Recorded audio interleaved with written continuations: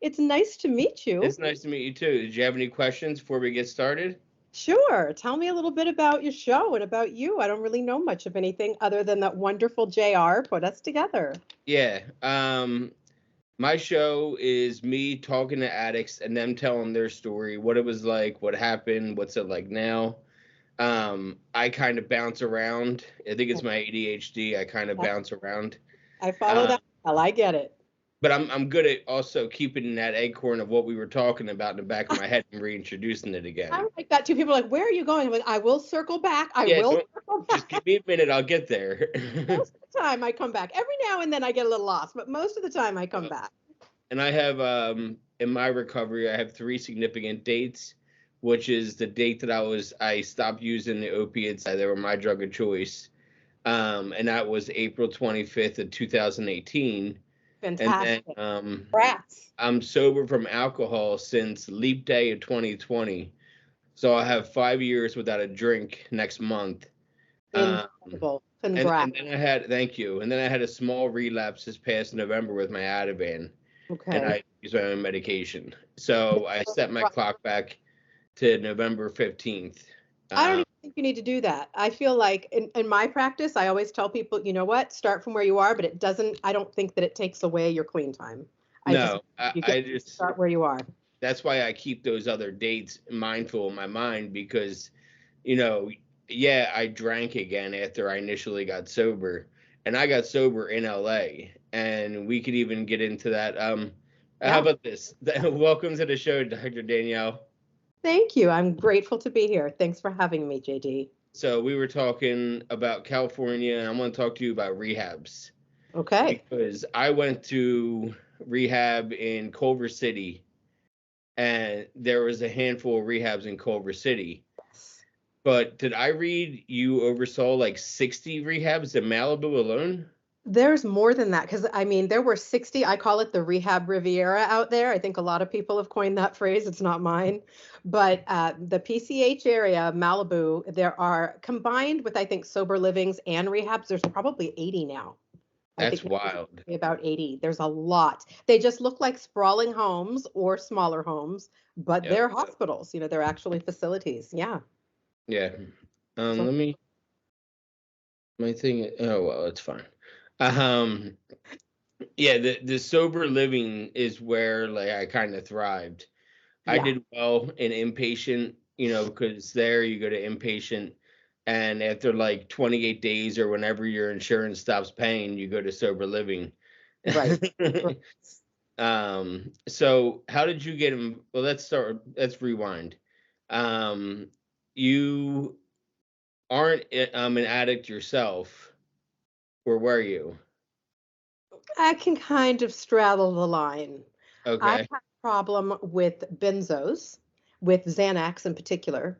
And same. that was after I was kidnapped and assaulted and thrown from a moving car. So luckily, I didn't get addicted to painkillers because I was given those after what happened to me. And we'll get a little bit more into that. But the years of PTSD and trauma to follow, and I was going back to school because I realized I wanted to work in the area of addiction and recovery and just crisis intervention and trauma. So I was in school and had to get good nights of sleep, and I was taking my benzos and I had to get off of those. And that was a very hard road. It's one of the roughest ones to get off of is the benzos. It's one of the most dangerous. People forget about it, and like they could be, you know, out in fentanyl over withdrawals, Yeah. and going through fentanyl and thinking this can't be worse. But also, if they don't realize they had a problem with Xanax too, Yeah. and next thing you know, they're withdrawing from Xanax, and that could literally kill them. The Yes. withdrawal from alcohol and Xanax The can worst. and could kill you. Yes, and it should also always be titrated slowly, and it should Yeah, always be under a doctor's supervision. And short of that, there is a website, or it was on Facebook back when Facebook was bigger than Instagram. It was called Point of Return, was this page. I don't know if it's still there, but I think you could probably search it out and find some of the people that ran it. And it helped tell people how to step down slowly to get off of benzodiazepines. there's actually a group for alcohol that I'm part of on Facebook called Hams, Yes. and it's I forget what the acronym means, but it means moderate, slow down. It's always to learn how to, bring down your drinking every day.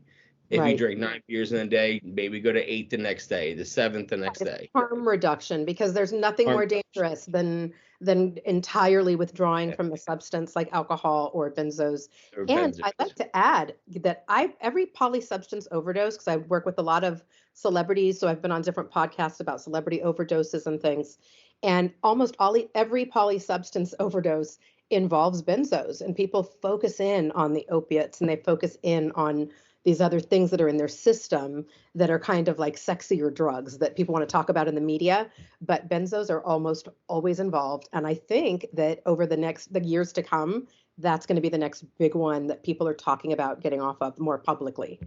I think it will come Yeah. up more. It upset me during work one day because I did have a problem with Xanax, and they don't know my story or anything like that, so they weren't trying to be harmful towards me. But I work for a hospital system, and we on my particular group we schedule patients for orthopedics. Yeah. So I'm taking calls all day for people that got hurt in a sport or some shit like that, Mhm. and it can be trouble. It could take a lot out of me some days I'm because sure. the last person somebody wants to call is their doctor's office, Right. Yep. and it was a really stressful day. And we have the group Teams, Microsoft Teams, where we can all chat in the group. Uh-huh. And someone said, "Is it Xanax o'clock yet?" And I'm like, I and mean, she's people allowed to say has that. to be. Yeah, people say it. I mean, I'm guilty of watching some of those Real Housewives franchises on the Bravo network. I watch them. As a therapist, I consider it women I can watch yell at each other and I don't have to fix it. Yeah, And yeah, I don't have to get involved, and I don't have groups of women friends like that they add a drink and they may be on some pills and then they're out of control and they've created a whole show out of this sort of thing. yeah. So I will indulge in that occasionally in my downtime, and there's jokes about it. There's one woman that screams take a Xanax when the other women are acting out. There's a lot of people that just kind of take it lightly, and people in Los Angeles where I live in Hollywood and Beverly Hills, they pass them around to each other. You want a Xanax? Just like they used to with Prozac. And it is the most frightening thing to see because benzos mixed with alcohol can suppress your breathing, just Yeah. like opiates and alcohol can suppress Literally, it your can, breathing. and you black out. Yeah, and people just don't wake up. That's a No, easy way to OD. So it's very scary. People don't take them nearly as seriously as they should. no, They because don't. you can get what's that oh my God, I'm blanking on the term, a seizure. You can have Yeah, a seizure yes. from Yeah. Xanax, and even alcohol. You can have a seizure. And with the So withdrawals, it has to from be the done very withdrawals, carefully. yeah, I always recommend withdrawing and doing any of that in a hospital setting or under a doctor's care. I own a sober companioning business, and I often send people to people's homes to help them to stabilize after they've come out of treatment. But I do recommend that they go into a hospital setting or a rehab setting to detox.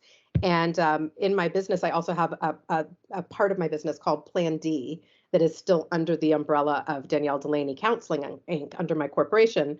But Plan D Wellness and Recovery is like a 3-month program that costs less than these $100,000 a month rehabs in Malibu, and it helps some high profile people because they're not anonymous ever. They can't go to yeah, meetings. If they do, they go to a particular one, but they're never anonymous ever. Everyone knows their face and their name, but they don't know their history and their soul and their spirit. So sometimes it's required that they do theirs at home, but I always recommend I either send a nurse and or we do a detox in hospital because it is so dangerous. That is the most dangerous time. yeah. Truly. I used to go to West Hollywood Recovery Center. Mm-hmm. I love their meeting space. It has 5 different rooms, I think, of all Mm-hmm. different kinds of meetings. I one day saw 3 meetings in one 4 hour block, 5 hour block. I sat in 3 different meetings. Well, Um, I a love the West Hollywood Recovery Center. I lot- used to go there every Tuesday. And also did you go as 26. IOP, intensive outpatient? Is that how Yeah. you? Yeah. So I went actually to a sober living that is closed now, Mm-hmm. but it's called High Sobriety, Mm-hmm. and it taught you how to use cannabis in as a medicine and Hmm. it kind of shaped around your program around that you were going to be introduced to cannabis. Are you still able to do that? Yep. Good. I'm a believer in plant medicine. I'm Yep. actually taking some courses in psychedelics to work with some doctors that use that, and I'd be one of the doctors to help people process and do Yeah. processing and integration afterwards. But there's a lot of things that are about to be legalized that may really be helpful, and Oh I am yeah. not against plant medicine as long as it's not going to lead someone to recidivate and become And addicted to something it's again. been really helpful for my wife and I, Yeah. because we've been our sober date's the same, which is I told you leap day. We share the same sober date, and she was discovered that she had MS. She was diagnosed a couple years ago. So does my So brother. Sorry, it's a hard one. really, yeah, Yeah. it's and without cannabis, she was an alcoholic, Yeah. like what I call real deal alcoholic, where my problem was opiates with like I had a problem with drinking, but I had a problem with opiates, if that Right. makes sense. Yeah. Yeah. The And no, she was an right. alcoholic. And Yeah. so the fact that she's sober now, she doesn't want to take anything else that's mind altering Mhm. because she's so particular about her recovery. So, but Mhm. cannabis is the one thing that she lets herself do, and where she can just breathe out, breathe Yes. in, breathe it out. I um, just hear about people wrapping their car around a tree or getting in a bar fight on cannabis. I do think, and I just recently did a But whole wait, course. did And you just say one of my old jokes? What did you say? I said you don't find people wrapping their tree around or their car around a tree. I said might Yeah. have said tree around a car around a tree, or Well, getting into a bar fight on cannabis. You just I don't. used to do comedy, and Did one of you? my jokes is that weed was the innocent bystander. And whenever Clever. you watch Cops, it was never the phone call never happened where it was 911. Yeah, he just smoked a blunt. Now he's hitting me. That's Right. never the phone call. It's No. never the phone call. It's The it's cops not. get there, they find all these drugs, they find alcohol all over, and oh yeah, and we picked up a half pound of cannabis. It was he was in the wrong place at the wrong time all the time. Yeah, it is the innocent bystander. It's sometimes in the body chemistry when they do the talk screen, but it is certainly not the one that is adding violence and acting out behaviors. So And I am a big believer in plant medicine. I will admit I take a sleep gummy. I have to. yeah, I cannot sleep. I'm at that age where it's really tough to get a full night's sleep, yeah, and it's just difficult. So I'm a believer in it. I know there are some people, so anyone who's watching thinking that's not true, there are some people who have addictive issues with everything and they cannot have yeah. it. But if we're fortunate Does enough, it make your life unmanageable? right, That's the important question of to course, ask. Are your excellent, bills paid? right. It, are you on good terms with your significant other? Or how's your life look? Hmm. Um, and But are a huge problem for you many, said many sober people. companion. Yes. So I know exactly what that is. A buddy of mine who's been on my show, Uh-huh. he is a sober companion. He gets paid to Yep. hang out with all these people, go on vacations with them, and he does that. He's out of I want to say he's living in North Hollywood. And where are you I'm in currently? Pennsylvania. That's right. Okay. I I'm got in Liverpool. sober. What happened was I was ready to get sober, but I didn't want to go to Florida because I'm from Jersey Hmm. and I'm from like the Philly area of Jersey. I have a And lot of relatives in these so northern. many people went down to Florida for rehab. And Bad things happen. I did not want to go down there and see old people and have those, oh, we've done this together, so we can do this together. I didn't want that. I didn't know anybody in Los Angeles, and I figured if any place I should get sober, it should be in somewhere where I don't know anybody and I can completely just like a snake getting rid of its skin Yeah, and just shed the taking skin. that back Over. and being a brand new person again. Yeah. I went to rehab on my own will. Did you live Nobody. in Los Angeles for a while or just came for I treatment? stayed for like 4 months, and then the family business needed me back. I wish Okay. I would have stayed longer. I used to go to the comedy stores I meetings was going every to ask. Open mics. Have you yeah done? Yeah. every Saturday at noon. There's a nooner meeting there, Uh-huh. I've so heard we would that. go to the noon meeting, and we would eat something local, like, Pink's or something like that. Right there on Melrose or La Brea. Yeah, I'm right in that area. I am in So, proper. what did I read? You're the first Black woman to own a sober living, or what was Sober it? companioning business in the US. The first to own a sober companioning company in the United States. Yeah. That's incredible. So that's been pretty great. And I'm excited about that. I've had it for 15 years now. And like you said about your friend, I used to do that work.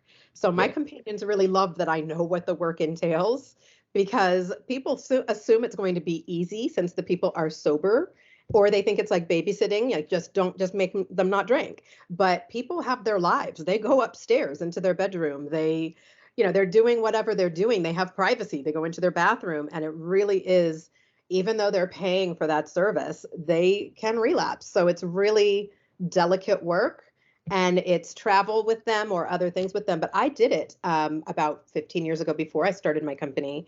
And so they know that I know what's going on.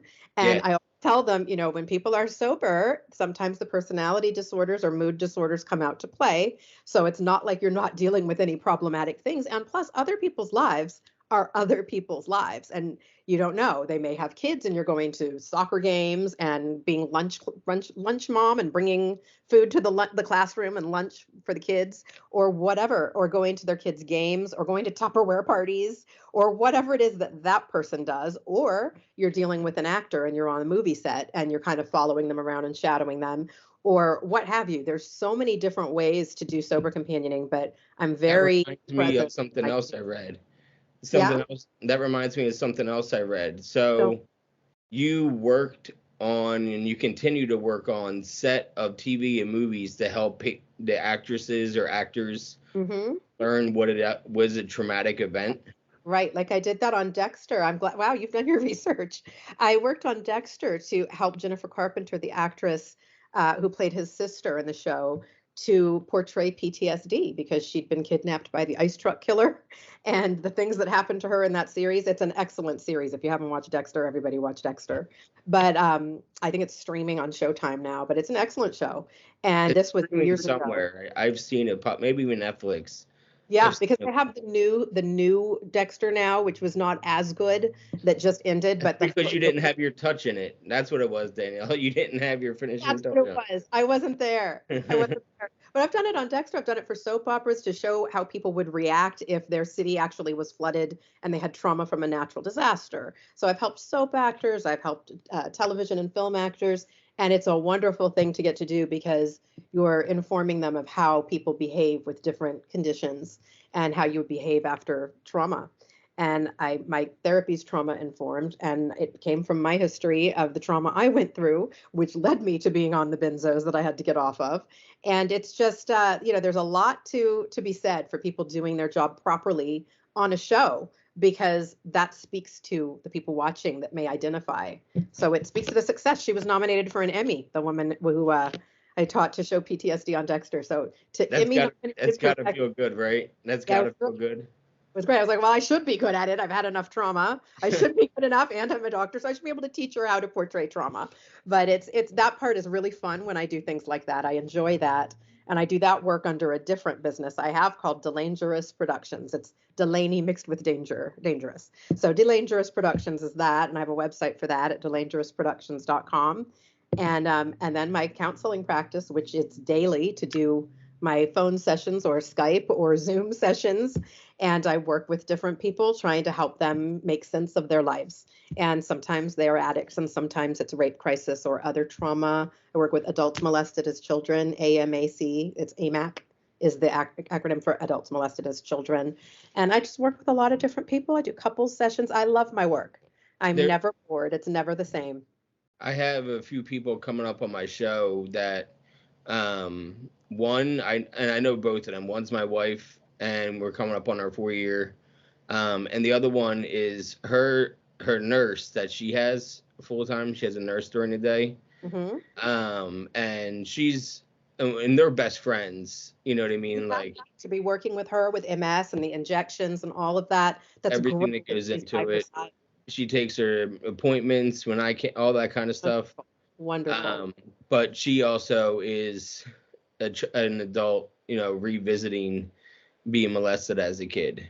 That's so true. So, Yeah. yep, exactly. Yeah. So Okay. they both are going to talk about it more on their next episode. That's very good that you're doing that because a lot of people who identify with that, and I hate to say it, but having studied adults molested as children for years and years, it's more common than it isn't. And I mean, I am very grateful and fortunate that nothing happened to me like that until I was in my late 30s when I was kidnapped and assaulted. But people who had childhood trauma like that, it's very affecting for the rest of their lives. But it's not they're not damaged and irreparable like they believe they are. There's always work to be done, and it's never their fault. They didn't deserve it, and just really processing what that was, that it was someone they trusted. And as you know, it's omnipresent in the clergy and in summer camps and in schools and everything, churches, all of it. It's so difficult for people to reconcile that in their mind, and it's I love helping them, but they're a definitely unique population. Glad you're having people on about that. Yeah, I like to Real spread important. around as many. I've had people from all over the world too. Good. I had like 3 or 4 from England, Scotland. I'm interviewing a Swedish person tomorrow, 2 from Australia, a handful from Canada. Nice. So I like hearing the different ways people have gone through things in different parts of the world. Yes. This podcast is also sponsored by BetterHelp. If you are looking for therapy and not able to get something right away locally, you can do that with them. Within 48 hours, you can find a therapist to get on telehealth with you. I mean, I haven't heard anything but great things from people that have already done it, that watch my show or listen to my show. If you're looking to get 10% off your first month, you can go to betterhelp.com/MJsPNPMCA. That is betterhelp.com/MJsPNPMCA.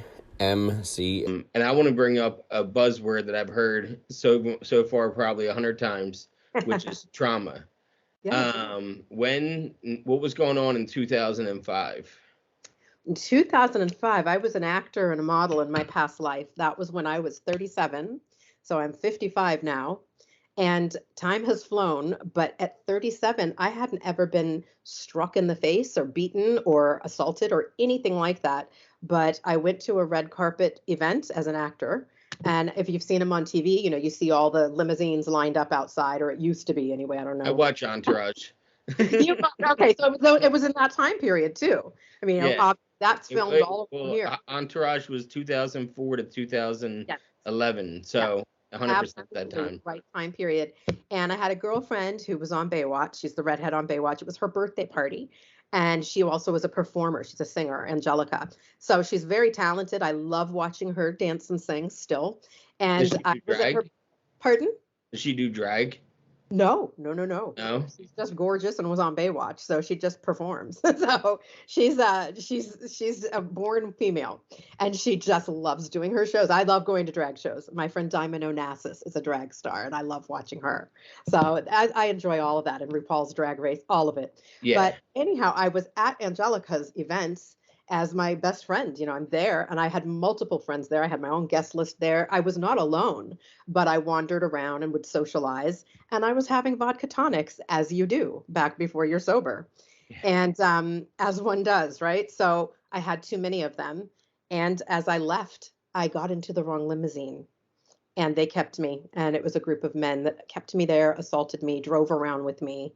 And it was horrible. And it went on for hours. So they beat me up because I was trying to escape. They threw my purse out the window, turns you into Jane Doe. You have no phone, no ID, nothing. And I begged for my life. And at some point, they threw me from the car, but it was moving. So I had brain injury, knee injuries, spinal injuries, and it just was horrible, not to mention the PTSD and the injuries from the rape and having to go do the rape kit, all of it. So and this is my book, Expect Delays. And it's called Expect Delays, How to Reclaim Your Life, Light, and Soul After Trauma. It's at expectdelaysbook.com or on Amazon under Expect Delays and Dr. Danielle Delaney. And it's my only book. There is another Danielle Delaney that's written a bunch of very racy books. I don't know why she couldn't write cookbooks, children's books, but she's written some very racy books. Those are not mine. No shade to her, but those are not my books. But I only have one currently. I'm working on my second. But that book is really all about how to navigate the territory of trying to heal and finding your way, finding your path to reclaim your life. And I am living proof that it can be done no matter what you've gone through, because there were 8 men in that car and me. So I survived that, what they did to me. And I'm still here to tell the tale. And I used to go to support groups for it after I found myself in the dirt and I managed to walk home. I don't know how, and saw myself in the mirror and screamed. And a friend called 911. They were trying to find me. These are the days of landlines. So someone Yeah. called my landline and they called the hospital when I said what happened to me. And they said, don't lie down. I was about to lie down and go to sleep, and I may never have woken up with the brain injury and the concussion. So the paramedics came, the fire department, the whole thing. And that was actually the start of my life being forcibly redirected from an actress and model to a therapist and someone who works in trauma and theology and divinity and all the existential questions of life of why did this happen. And I went back to school, but I had 5 years of healing in my mother's guest room because I didn't have it together. And there were too many people in Hollywood to keep me out of my mind. I lived near Chateau Marmont and Sunset Plaza area. And That's people, where I used to hang out. That up of right down the as street. you do, as you do. Yep. And people would bring, champagne over, whatever. And my mom started to say, every time I call, some stranger answers your phone and you don't sound like yourself. And of course, I was self-medicating and trying to stay out of my own mind. And the doctors were, giving me medications because I had PTSD and trauma and couldn't sleep. So mix alcohol with that, I could easily have not woken up multiple times. And so she took me in hand and paid people to pack me up and moved me in with her. And I was just living in the guest room, turning 40, miserable, thinking that was the end of the world, when really I'm so glad I still have my parents, but thank God I had that time with my mother, who's now 85, and that we got to live together as I was in my 40s. I never would have experienced that otherwise. So I'll never say I'm grateful for this experience that brought me to my work. I think I could have gotten here any other way, but I will say I was forcibly redirected and that I am glad to be where I am now. I can't imagine not doing what I do. Those were some of my best nights, because my dad and my brother and I owned plumbing franchise at Roto-Rooter together in Pennsylvania. And we all three came from, like, my brother and I came from North Carolina. My dad came from New Jersey. So we did this business there, and we had to go rent a house, a 3-bedroom house. And it was like having 2 roommates. It wasn't like I was living with my brother and my dad. Like, you know what I mean? Like, It was more like I had a roommate. Yeah, we had the best time. My mom and I are very close. I had an amazing time with her. And my dad passed in June, and my brother and I can tell stories now of when we lived in that house. Time period. You'll never forget it. No, never. In 2016 to 2018. I'm so glad you got to do that too and be with them. I'm so sorry about your father passing. Well, that's why I came back, is because he was starting to get sick. And which we didn't know for another couple years was colon cancer. They called it at stage 4, so he didn't really have a chance. It probably started a few years before that, just going undiagnosed because my dad's outright refusal to go to the doctors. And so I tried to learn.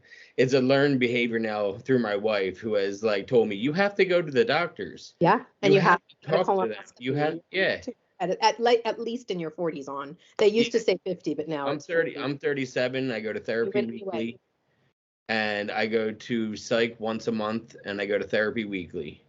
And do you do your colonoscopy? Because since you have a family history, you should do it early. Good. Yeah. Good. At first they were like, you're too young. You have to be 42. I was like, I'm not too young. My dad just died from it, so it was kind of an emergency. History. Yeah. And then they were like, oh, he just passed away. I'm like, yep. They're like, okay, we'll put it through. Yeah. It got canceled on me already, but it's not an emergency. But there is a sense of urgency, but it's not an emergency. But it needs to be done. And for all of us, I have male relatives in New Jersey, actually.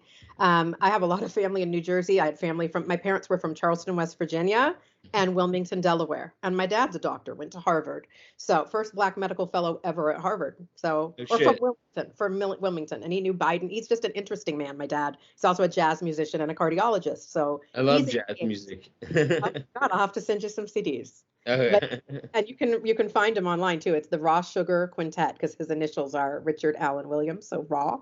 So Raw Sugar Quintet, and that's my dad, That's awesome. and he's amazing. So is my mother. She's a sculptor, and they met in New Jersey, but she grew up in Charleston, West Virginia. He grew up in Wilmington, Delaware, but they met in New Jersey. So they were great. But I have a relative from New Jersey who died of breast cancer, who's male. So I'm always telling everyone, like, get your cancer screenings. Anything seems, do your self exams, all of it. And I don't like having a mammogram every year. It hurts. It's uncomfortable. It's hard to schedule all my appointments. But even next Wednesday, I have the eye doctor and I have the gynecologist. So Yep. I just do it all at once. It's all on Wilshire. Let me do it all. But it's important, and I just try to keep it as beginning of the year. That's the time to do it. And you reminded me, so thank you, JD. I need to No problem. schedule my colonoscopy. So it's so important because it can get away from you. Really important. So what is SART? SART, the SART team is sexual assault recovery, right? Sexual assault response team. And most police departments have a SART team. So when I first was living with my mother in Long Beach, California, which I was not a fan of Long Beach, I was more of like LA girl. So for me to be, I guess I was 38 or 39 when she decided I was moving with her. I was 37 when it happened to me, when my assault happened. There was a second one 19 months later where a drink was drugged. And it just was, she couldn't take it that she didn't know what I was doing anymore. She needed me to just move with her to ease her mind. And I was unable to work. I couldn't function. I wasn't sleeping at night. I'd sleep in the day. You watch over your body at night often as a crime survivor and rape survivor or rape victim, whichever you want to call it. And it was just really tough. So when I was staying with her was when I went back to school, because I'd gone to support groups that were in downtown LA by the Staples Center, or now the Crypto Arena. It's a sketchy area. They didn't have anyone to walk us to our cars. It was at night. It was free. But the city, the people that ran it were having trouble. They couldn't really staff it other than the therapist there. So I was kind of putting together, okay, you two walk to that car together, you two do this together, just trying to logistically keep us safe, that we're all crime survivors and we're walking around downtown at night where people are wearing the actual mascots. Like, they're not, you can't see who's who if they're coming out of the arena and they're in the sports world. So it was just scary. And they kind of said, you're kind of running these meetings some of the time, because people would talk about all the awful things people say to you as a rape survivor that are just things you wouldn't want somebody to say to you, that aren't helpful. So I said, let's all make a list of that stuff. So next week we can talk about it. It lightens it up a little and makes us able to talk about it. So they said, you would be really good at this. So that's when I decided, as I was living with my mother and healing, I thought, I do think I'd be better at this, because there were a lot of things not done right. And I wanted to work with rape survivors. So I went back to school to do that. And I went to the Sexual Assault Crisis Academy.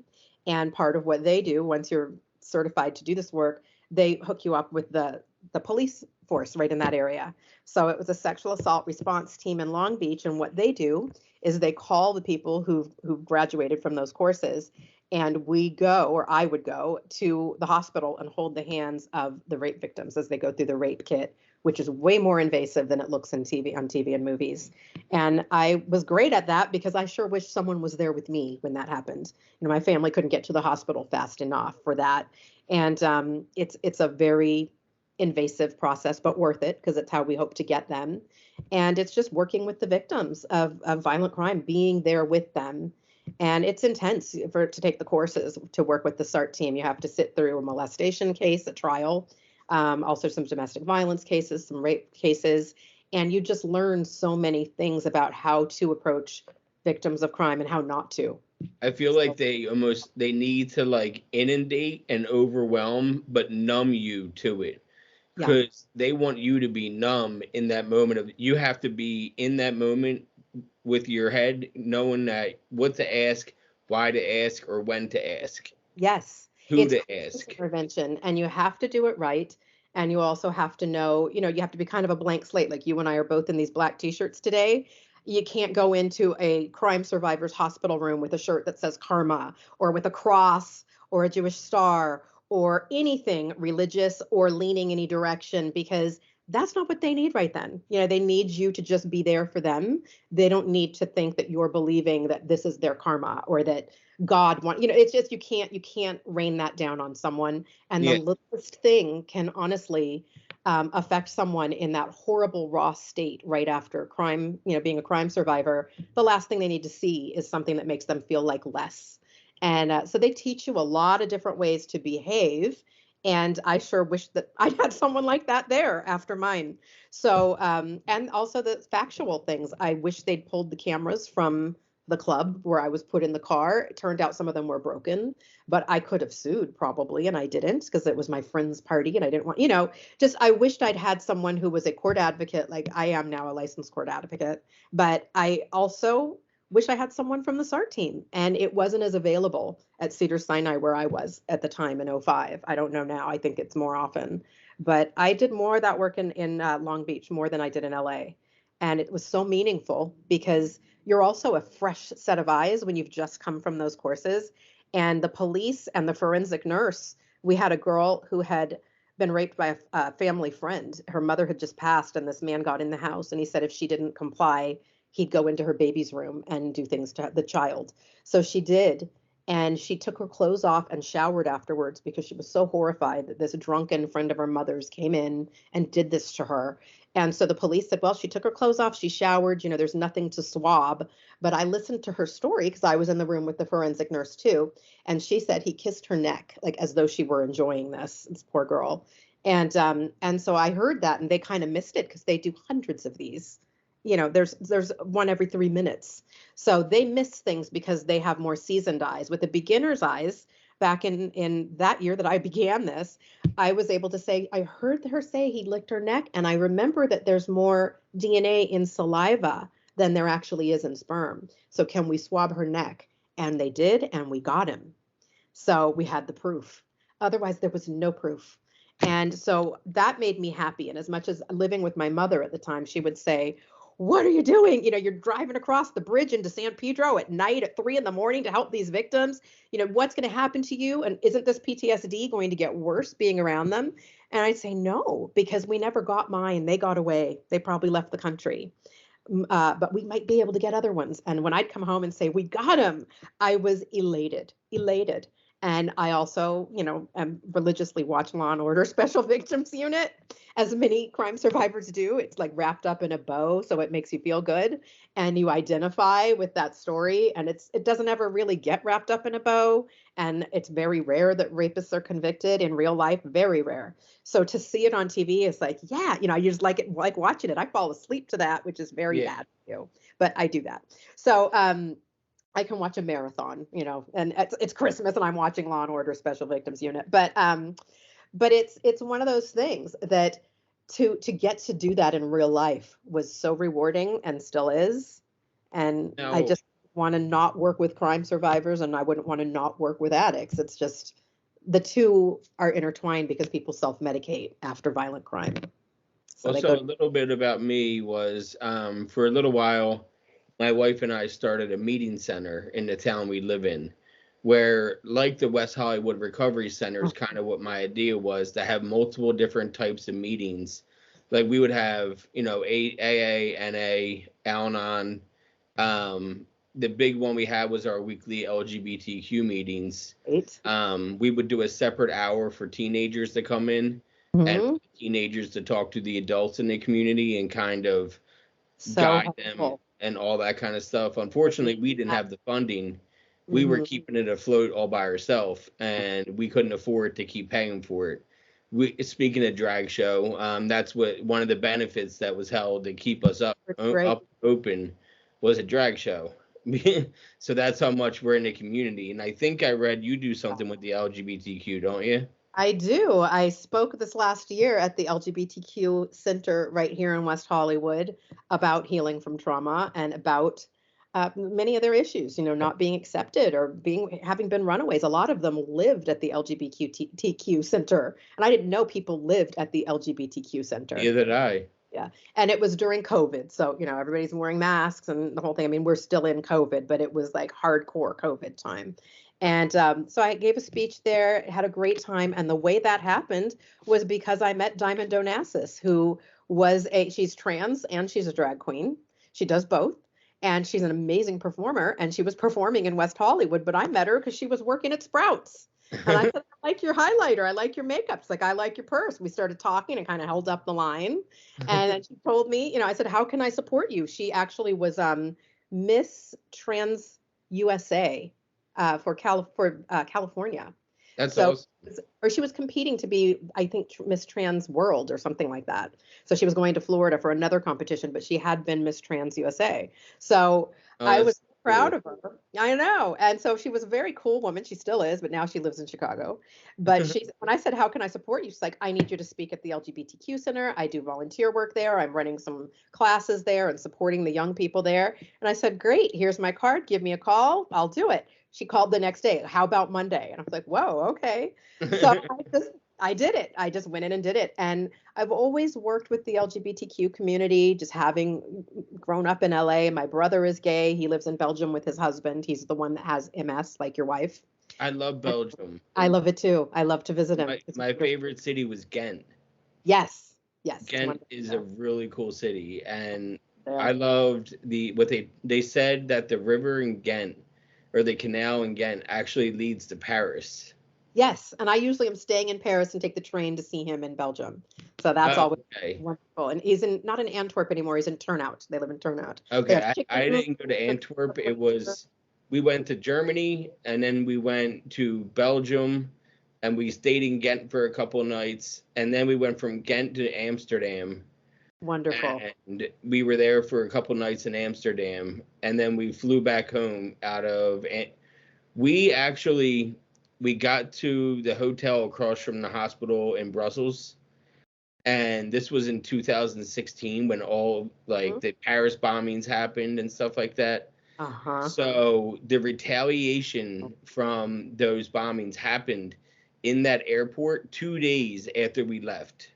Amazing. I was there in 2017, and a couple days after I left Paris, there were bombings there. And then I had a layover. I was in London for one night. The very next night after I left was the bombing at Ariana Grande's concert. That is wild. I was like, wow, I keep missing things by this much. I know.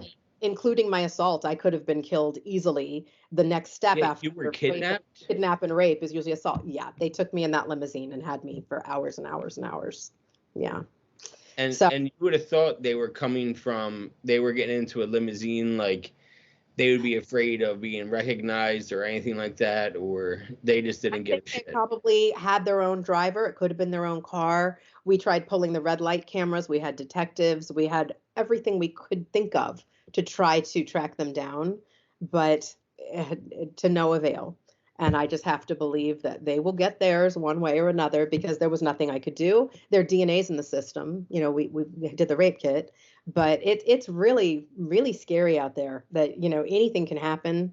And behind closed doors, no one knows. And I always thought the driver had to be able to hear what happened, and there had to be blood in the car afterwards. What do they do? Just, I would think about that.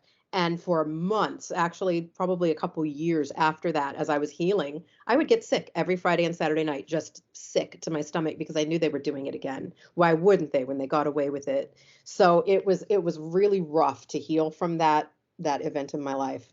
But yeah, kidnap, assault, rape, murder is usually the next step. So I am fortunate to be here. And I'm always thinking that I'm fortunate to be here and that I can't squander my time. I got a second chance. You're absolutely right. You can't, because then they win. Yes. They win. You know what I mean? Yes, that's right now you're winning. They don't take up space in your mind. Don't let them win, because that's why I called it Expect Delays, how to reclaim your life, light, and soul after trauma. They're trying to snuff out your light. They're trying to steal your soul and break your spirit. It's a crime of violence. It's not a crime of sex. It's violence and control. And you just can't let them win. And that was what kept me going, because I sure enough woke up and didn't want to be me many days and just took another Xanax, drink another Chardonnay. Speaking of that, I want to jump back to the Xanax, because you said you'd have a problem with them. I did. what made you want to stop Xanax? You know what it was? Very good question. I can't remember anyone asking me that. And I've done a lot of shows and podcasts and I had my own. So that is awesome that you asked that question. What made me really want to stop? I think part of it was being back in school and having to have my wits about me to take in all of the information you need to get a doctorate in theology and divinity and to work with sex crimes and to be working with special victims unit to actually do that. And I had to be popping up in the night to do the rape and suicide hotlines and to get to hospitals to be there with the forensic nurse doing the rape kit since I was part of the SART team. And all of that internship and all of that work I was doing, you can't be out of it. You know, they told me in that kind of training, I mean, as an actor, also, if you miss auditions or you're late, they'll find someone who looks just like you and put them in that part if you were supposed to have it. If you booked it, you better be on time. But so that I already had a pretty good work ethic because of that career from 17 to 37. But from 37 onward, or actually from 40 onward, it was this training with the SART team and the sexual assault school that I went to, the sexual assault crisis academy. I can't get the names right today, but that training, they'd say if your car breaks down, you better have a bicycle in your trunk, because you can't just be like, it broke down on the bridge, I couldn't get there, I have allergies, I have the flu. They're like, you better take care of your issues and get here. And I am always trying to, it's something I have to work on because I get so frustrated when people flake out because of this or that. I'm like, get it together, charge your phone, show up where you're supposed to be. If your car broke down, call a Lyft or an Uber, whatever, but be where you're supposed to be. And my companions know I'm like that. I'm a nice boss, I like to think, but I'm like, get it together. There aren't any excuses when you're dealing with human lives. You got to be on point and you've got to be there. So that was a big reason why I needed to get off of alcohol and Xanax, because you can't be sharp and wake up and do the rape and suicide hotlines. And as soon as I realized from my support groups, I kind of knew it, that people were addicted to fast food, addicted to different things, alcohol, fast food, behaviors, process addictions, all of it. But I realized the prevalence of self-medicating while you're trying to heal from violent crime, because on the rape and suicide hotlines, everybody was intoxicated that would call when I was on shift, which was usually at night, but sometimes in the day and sometimes middle of the night. So I had to be sharp. I just had to be sharp and needed to get off of everything. I even got off of antidepressants, and I called myself a Lexapro achiever, because after violent assault like that, your mail is attacking you. It never stops. And supermarkets are a big problem when you have PTSD. And it's just, cars and then carts and then people coming out of nowhere. There's overhead noise. There's the cash register. That well known? Huh? Is that well known? That I don't know if it's well known, but every patient I've ever said that to is like, are you spying on me? How do you know that I'm freaked out by mail in the supermarket? Because I lived it. I totally understand where they're coming from. Did you ever do work on Curb Your Enthusiasm? I didn't. I sure wish I did. I love Larry David. One episode, he moves, and the neighbors of his was a battered woman's shelter. And he kept running into them at the supermarket while they'd be crying and trying to get to the Ben and Jerry's in the back. And they would yell at him sir, it's not that important. And he kept just watch that one. I think I've seen clips of it with him reaching in the ice cream freezer, because I follow some Curb pages on Instagram. Yeah, me too.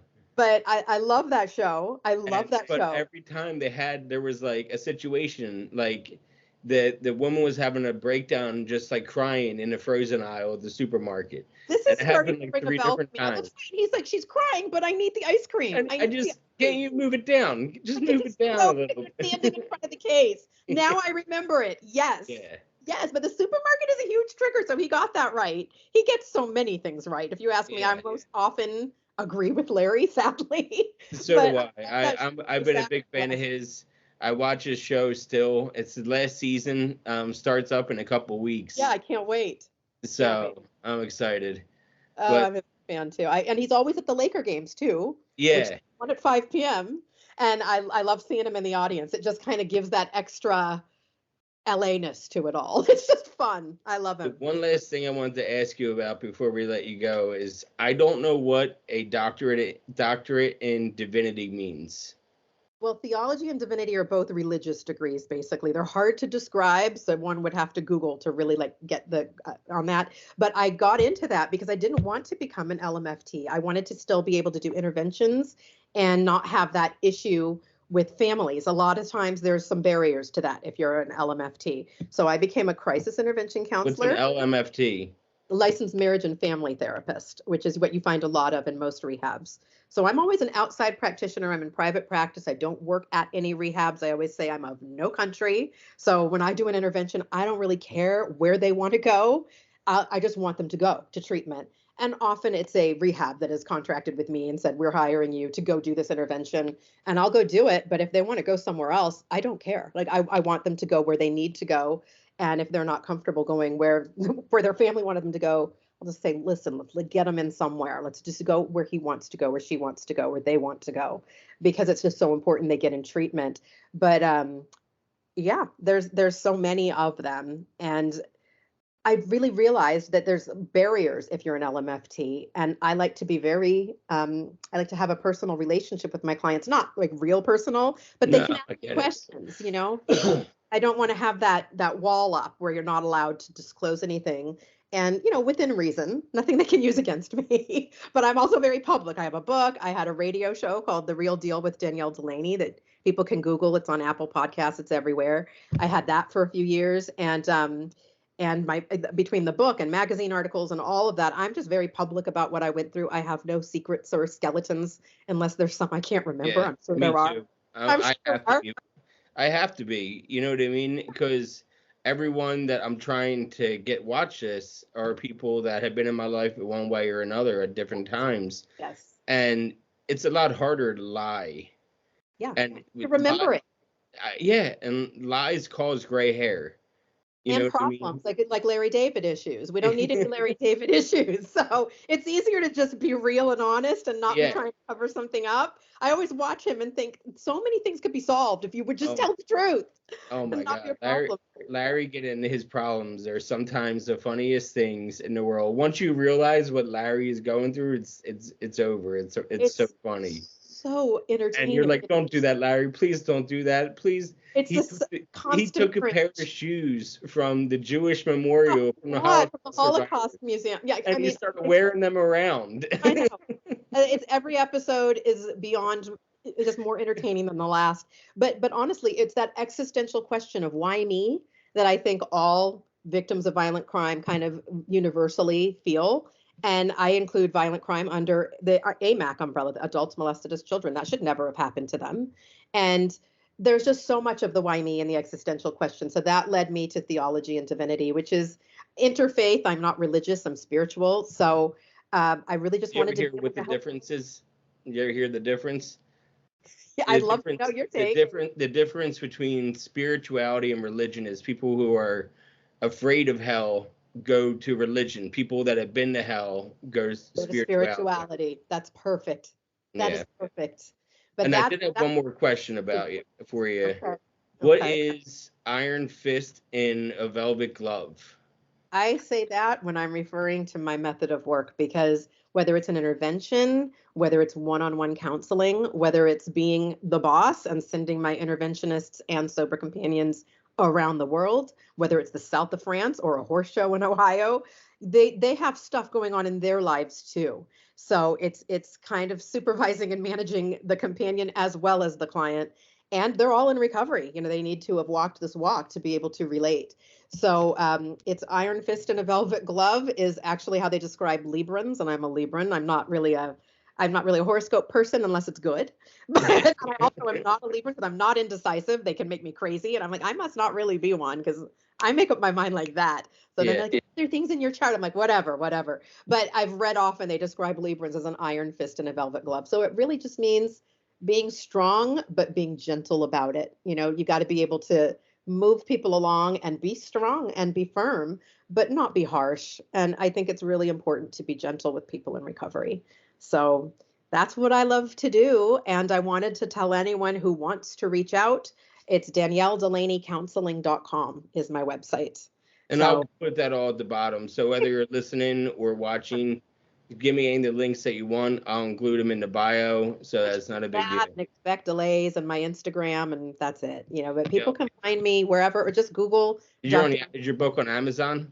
It's on Amazon, or they can find it at expectdelaysbook.com, which then leads you to Amazon. But it's there. It's on Amazon. It's in Barnes and Noble. It's a lot of places. Yeah. But it honestly is. I dedicated it to survivors, and it really is to show people that you can get through it. You can navigate through this territory and come out on top. And I'm so glad that I did, and I love being able to help people because I've been there. I've been through addiction. I've been through trauma. I've been through so many things, and I can't imagine not doing this. I can't imagine not helping other people go through it when I have. Otherwise, that's a huge existential question. Otherwise, why did I have to go through that? And it's what you do with it. So I just feel it's really important, and I'm so impressed and pleased to see how wide your reach is and how what you do, and you and your wife. Thank you. You're welcome. It's not easy work, but it's really important that people hear other people's stories and can identify and can see that we are living proof that you can get through it, and you will if you really persevere. And it's not easy, but it's worth it. Really important. Thank you again, Danielle, for taking the time to sit down and talk with me and kind of let me figure out a lot of questions I had as I was like reading about you. I was like, okay, that's something I need to remember. That's something I need to remember. Well, thank you. You're an excellent interviewer. You asked me some things that no one ever has. Oh, thank you. I mean, I hadn't really thought about why I needed to get off Xanax in a really long time, but it really was so that I could do what I needed to do, get in a car, get to a hospital, do what I need to do for a survivor and hold their hand and not be out of it and not miss the call and not, you've just got to be sharp when you're dealing with people on their worst day and making it better and giving them a little bit of a softer landing, but you got to have it together. So it's like, get your shit together, wake up, don't be on pills. So I really had to do that to be able to serve others. And what is the point otherwise? Nope. I know. Yeah. Well, thank you again. Thank you. Thanks for having me. Soon. Absolutely. Stay in touch. Bye. All right. Take care. Bye.